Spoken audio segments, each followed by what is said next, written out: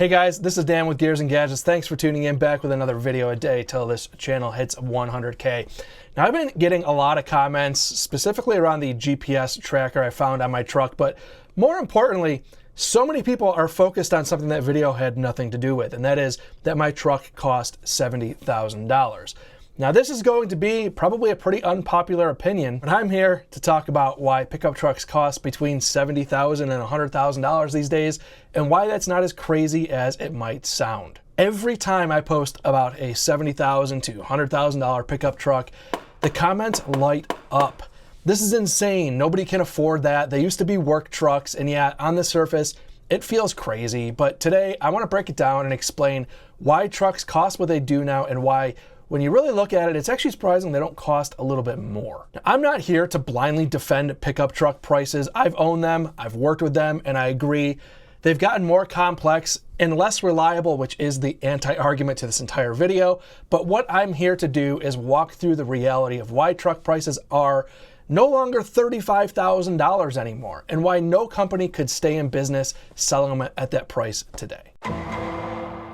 First, the raw materials. Trucks are massive vehicles: steel, aluminum, composites, high-strength frames, miles of wiring harnesses, 10-speed transmissions, massive engines, bigger brakes. All of that adds up. Steel prices have doubled and tripled in the last decade. Aluminum is more expensive, and even things like copper in the wiring is through the roof. And in the sensors, cameras, touchscreens, radars, the electronics alone on new trucks can be thousands of dollars in parts per unit. That stuff isn't optional anymore because of federal safety and emission standards. If you stripped out every modern system and sensor and built a stripped-down work truck, you might get close to those old prices, but no company can sell enough of those to even stay in business. Next, labor. U.S. assembly line workers are making more, and they should. Then there's liability. When a company builds a truck, they're assuming the risk of billion-dollar recalls and lawsuits, and if anything fails, a bad airbag, fire, a software glitch. And those risks, while they don't necessarily cost in every individual truck, they get baked into the price of every truck they sell. We don't like paying for it as a customer, but that's the cost of operating in today's regulatory and legal environment. Trucks have to pass crash tests, emissions, and comply with thousands of pages of federal regulations. That's not free. Now, a lot of people say they're just pickups. Why are they loaded with tech? And I get that, but the reality is customers demand it. Everybody wants leather, heated and cooled seats, adaptive cruise control, 12-inch touchscreens, wireless CarPlay, massive towing numbers, and a quiet cabin. Trucks today are more capable than ever. 1,000 foot-pounds of torque, 30,000 pounds of towing. They ride like luxury cars while carrying 2,000 pounds in the bed. That takes R&D, testing, materials. That simply didn't exist back when trucks were a stripped-down $18,000 workhorse.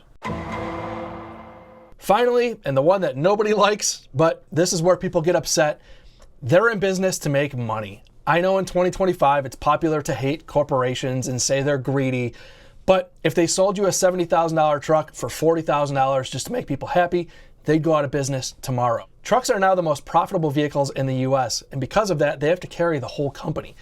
EVs and cars lose money, trucks keep the lights on. And guess what? Whatever company you work for or own, you also charge more than it costs to produce the product or service. That's not greed.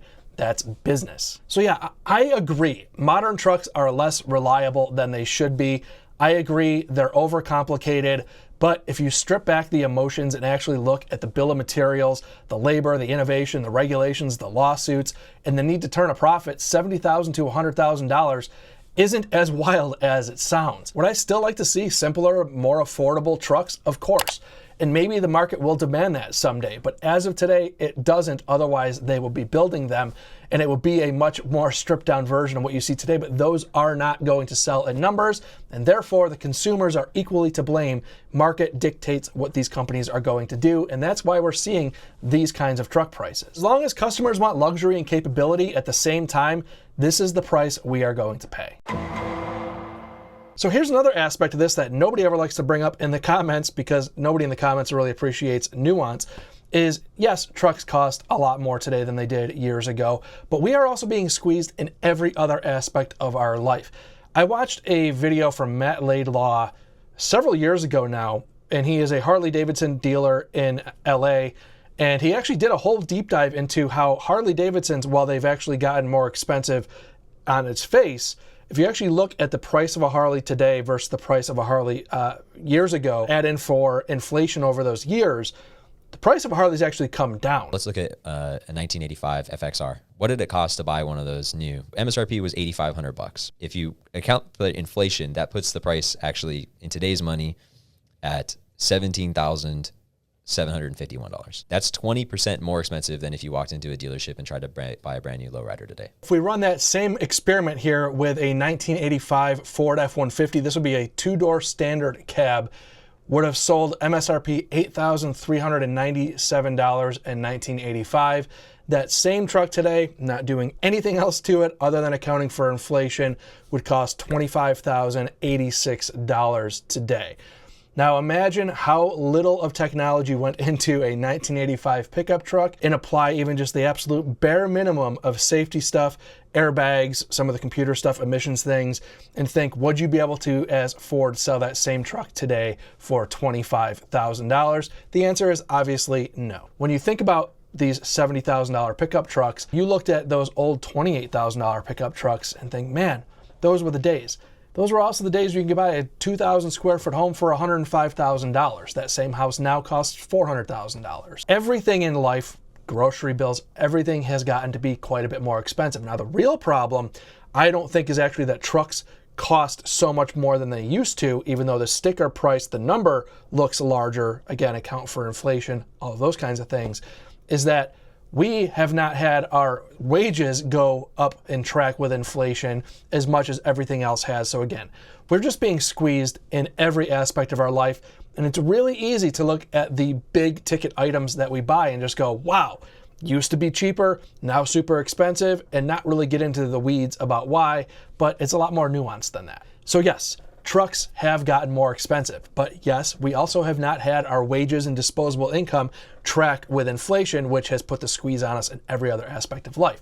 Now, on top of that, the consumers have said that they want out of their trucks more luxury because we're daily driving them. They're not just work trucks anymore, they're family vehicles, and we are demanding more out of those, so therefore the price is going up as well. So it's not just corporate greed that has gotten out of hand. There's certainly an argument for quality, which is lacking in the truck world today, and how they might take care of this stuff on the back end, which is also not super fantastic.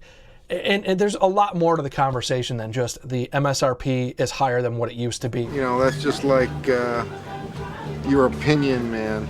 So I'd love to hear your take on this. Do you think that trucks are overpriced, or do you think they're worth what you get today? Drop a comment down below. I will be reading them and I will be commenting back. If you found this helpful or thought-provoking, hit like, subscribe, stick around for more real conversations about trucks and bikes and everything else we cover on this channel without all the noise. Thanks for watching. I'll see you guys tomorrow.